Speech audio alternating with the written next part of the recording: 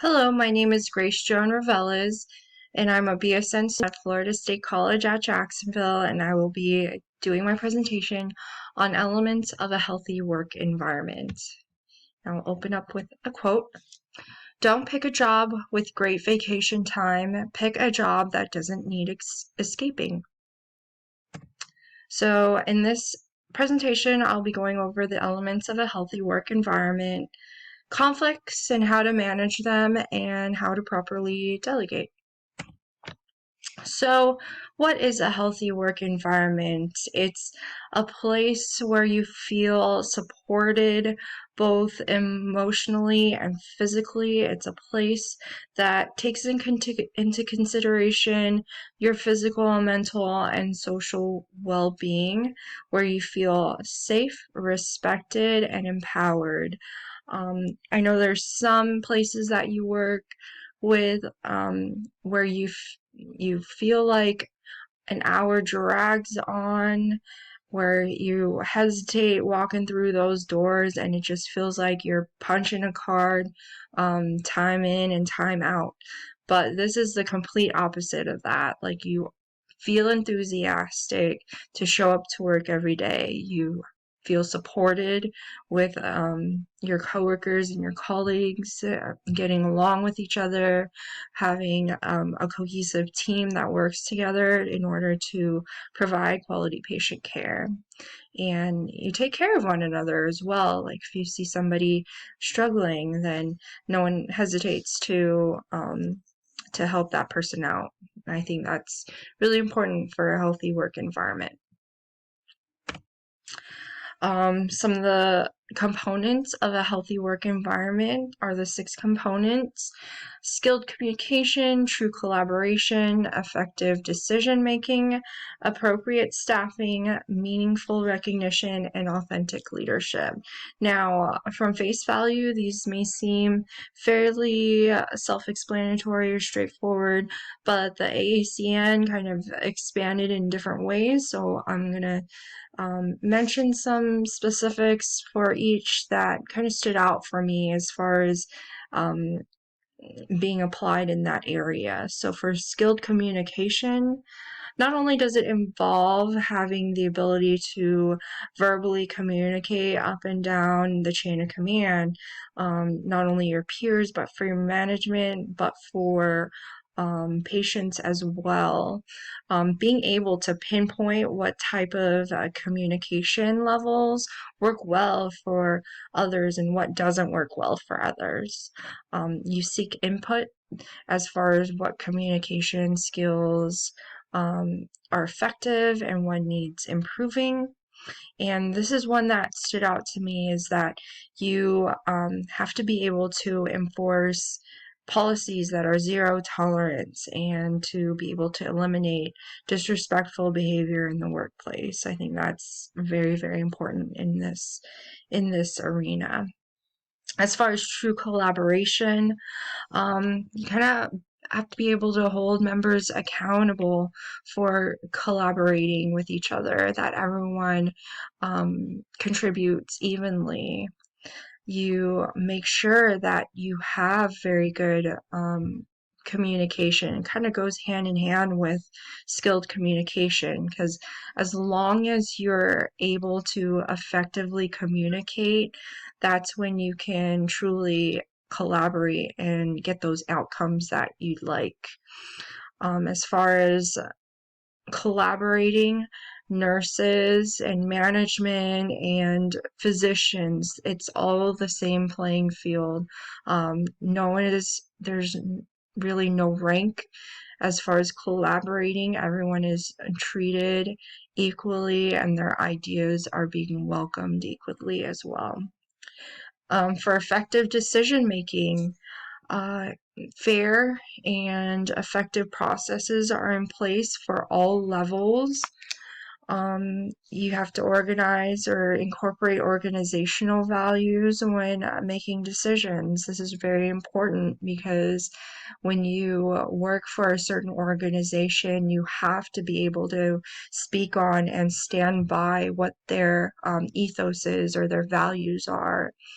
You have to ensure that all nurses in different positions participate in all levels of decision making as well. And it could be minute as um, picking what's for lunch that day, or as major as when a patient is deciding, like a terminally ill patient is deciding whether to continue care or to go to hospice. Like your input, everyone's input matters, as well as the patient. The patient's input matters, and to take that into consideration as well. Now, the next one, ooh, it's a slippery slope, because we all know appropriate staffing isn't always achievable, but we do our best. You have to effectively match patient needs and nurse competencies. So, for example, you wouldn't take a brand new grad nurse and assign her to a really, really complicated patient. It's just setting yourself and your team up for failure. You have to make sure that you follow policies that are in place to ensure that quality patient care and the safety of the patient is considered and is ensured at all times. And again, to make sure to have those systems in place to be able to evaluate the effect of staffing decisions on patient outcomes as well. Now, for meaningful recognition, it's a way to recognize those people on your team that have gone above and beyond in order to provide quality patient care, or in order to show that they're a true team player. So as far as patient care, you have things like the Daisy Award, where a patient can nominate a nurse. Or in my hospital, they'll have Nurse of the Quarter, or Sailor of the Quarter, or Nurse of the Year, Sailor of the Year. And also at my hospital, they have ICE comments, or interactive customer evaluations, where they can leave either a positive or negative ICE comment. But as a leader, you make sure that both are communicated in a way that helps boost the team. If it's a positive, share it to everyone. That way the team knows and that individual knows that they're doing a good job. But if it's a negative one, knowing full well that you'll need to go over that ICE comment with that person individually, so as not to put them on blast. So, my present work environment, I am active duty Navy. Even though I'm an RN, I still work as an enlisted. I'm a hospital corpsman working in a traumatic brain injury clinic. And as an E5, I am in a supervisory role. I'm the leading petty officer of my department, and I'm in charge of 4 enlisted sailors. My direct supervisors enlisted is an E6, an HM1, and a senior chief who is an E8. And then on the officer side, in my department, I have several officers, about 3, or I think there's 4 of them. 1 LCSW, 1 neuropsychiatrist, and 2 physical therapists. And one of the physical therapists is my department head. So I have to be able to take orders not only from the enlisted side, from my HM1 and my senior chief, but as far as day-to-day clinic practices, be able to take orders from my department head as well. The structure as far as departments, or the work structure. So my TBI clinic is one of 4 departments in the Directorate of Mental Health at my hospital. And we're basically, all of our clinics are so spread apart in the base that essentially we're not all in one building, which can prove to be a difficult way to manage as far as enlisted, because we're not all in the same building. So we try to make do as far as communicating through group messages. And then for me, as a supervisory role, I'm in charge of 4 sailors. So I make sure that our duties and responsibilities are being met, as well as day-to-day clinic operations are being met as well. Overall, I think across the board, within my department, we do a fairly good job as far as maintaining a good work environment. We do a lot to boost morale and to get to know our coworkers. And for me personally, like I am very enthusiastic about my job. I love working with the patients, and we have a pretty good relationship as far as the corpsmen and all the providers that are involved. And yeah, as far as elements of an effective leader, they would need to embody all 6 components of what it takes to create a work environment. So things like effective communication, being able to collaborate or make those sound and fast decisions and effective decisions, have to try to appropriately staff and to recognize those sailors or staff that have worked hard and went above and beyond for the patients or for the team as a whole. So with that said, again, not every day is going to be all butterflies and rainbows. There will be conflicts involved, and there are ways to manage those conflicts. The steps for managing conflicts, they're listed here. Compromising, where each party gives up something that it wants, so you try to work together to meet in the middle. Again, a lot of these will say that not every party is satisfied with the results, where somebody has to give or somebody has to take, and not everybody is satisfied. So again, compromising is one of those. Competing, where one party pursues what they want no matter the circumstances, or even if it is at the expense of others. So that kind of creates a negative work environment and negative tension. Cooperating and accommodating, where one party sacrifices what they want in order for the other party to win. Sometimes if you do too much of that, where you're just constantly accommodating to the other party, that can brew up some resentment or some ill will, saying, I bend over backwards so many times for you that when is it going to be that one time where I can get what I want? Smoothing focuses on agreements rather than differences. So you're kind of trying to spin it with a positive light, other than laying out what the pros and cons are and going from there and trying to work for a common solution. Avoidance, I think this might be the most common use of conflict management, only because it's so easy to do, where you not acknowledge the conflict altogether and hope and pray that with time that it just is water under the bridge. But all in all, if it doesn't get addressed, it'll just keep brewing up, and it'll eventually lead up to more tension and more resentment on either party.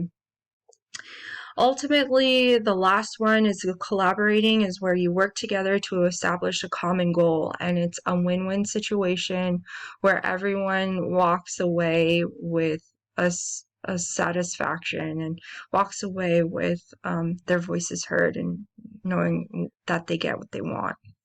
So my conflict situation, I'll read off here.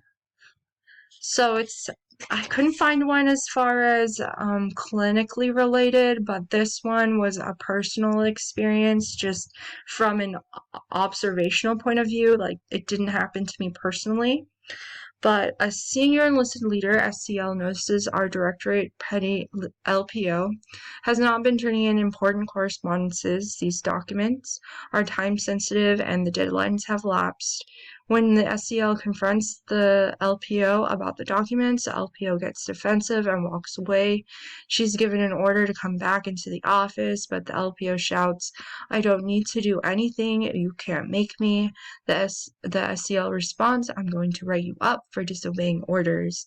This exchange occurred with junior sailors within earshot, and the issue doesn't get addressed or resolved for a couple of days.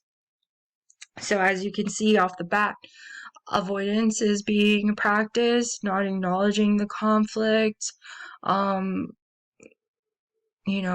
avoiding.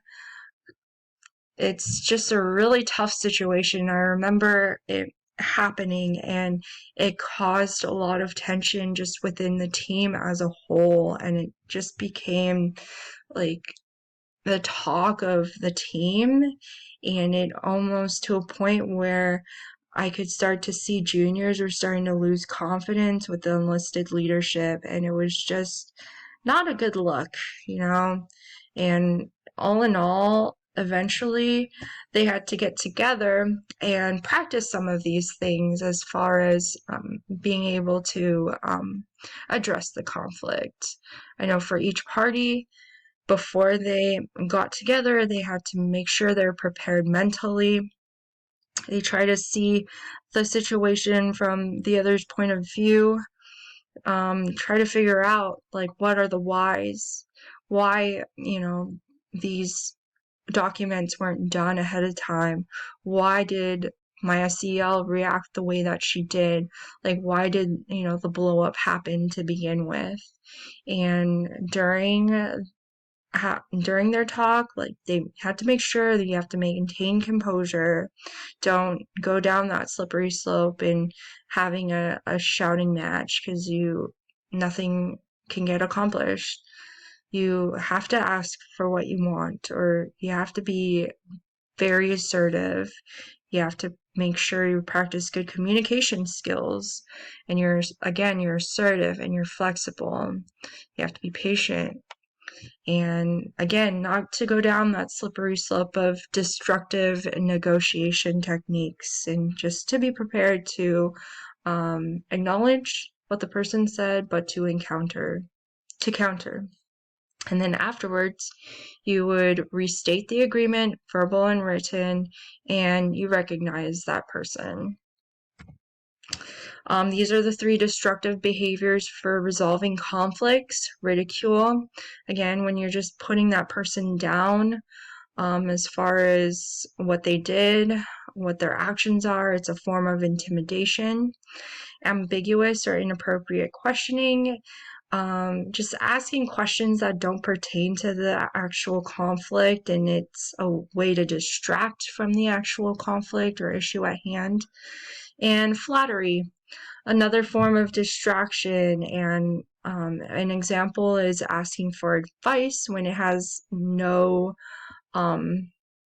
relation to the actual conflict, and you're kind of just not really sounding condescending, but kind of pretending that things are okay, but there really isn't. It isn't really okay. So for that to happen, you have to have a positive, open exchange where there are no conflicts. And lastly, there's delegation. Delegation, you have the right task, right circumstances, right person, right direction and communication, and right level of supervision. So we'll give you this scenario. Actually, this happened within the past week with me. So at my clinic, this past week was very difficult. One of our front desk staff went on leave without my knowledge, and one of our medical assistants, who was due to retire next month, decided that Tuesday would be her last day, just per doctor's orders. So my corpsman and I are mainly responsible for doing new patient intake interviews that take approximately 3 hours to do, from prepping to closing out notes. And on top of other miscellaneous clinic tasks, things like housekeeping, since we don't have a housekeeper, or supply, or work order, facilities work order requests, things like that.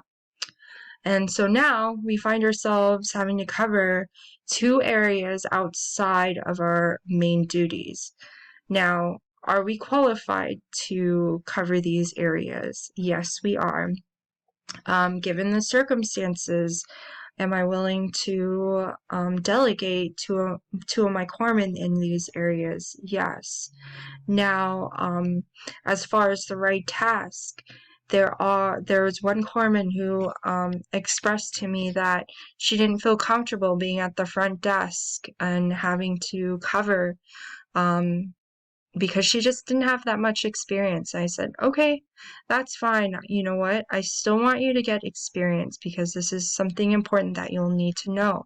So I'll have you cover Wednesday afternoons and Friday afternoons, and then the last 2 hours of each afternoon.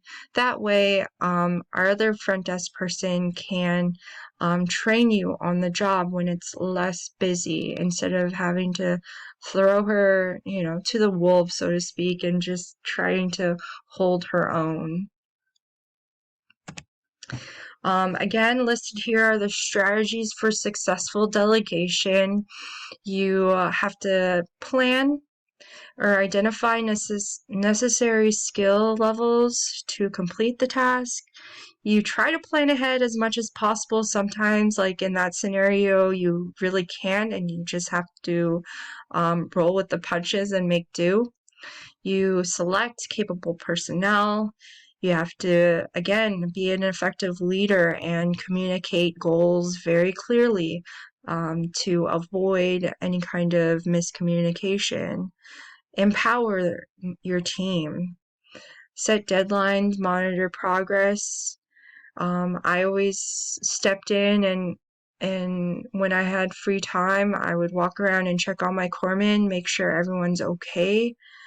Monitor the role and provide guidance. I always let them know that if they need any help or they have any questions, just come grab me or grab the person. Don't be afraid to ask questions with the person that you're working with too. You evaluate the performance and you reward the accomplishment. I like to do that personally with lunches, if I have the expenses for that. Cookies, fresh baked cookies, things like that. Just something that will sustain people, especially when it's fairly busy. And example are the 3 delegation errors: under delegating, over delegating, and improper delegating. Like I said, under delegating, since for me as a supervisor, it's easy for me to just, delegate my other corpsmen to do these tasks. But as a leader, I want to make sure that the work is getting distributed evenly, and if that meant for me to pick up some of the work in order for the team as a whole to not feel the burden as much, then I would do that. Over delegating, so giving more tasks to one person to a point where they feel overwhelmed, that's also not good. So if by chance I had done that, I would check back with them, ask them, ensure them that, to see if they're okay. And if they say, you know what, HM2, I'm not okay, I'm feeling overwhelmed, I'll offer them. I'm like, what can I do to help? What happened? And what can I do to help? And improper delegating, like that example I made where one of my corpsmen said they didn't feel comfortable manning the front desk by themselves. So I just made sure that they received the proper training, that they were there at the front desk, supportive, supervised by the other front desk staff, and received training as far as being up at the front desk, so that the next time she would be capable of manning the front desk by herself. So with that said, those are the elements of how to create a healthy work environment. And I end with a quote: "If you are positive, you will see opportunities instead of obstacles." And that's said by Confucius. And here are my reference. And thanks very much for listening.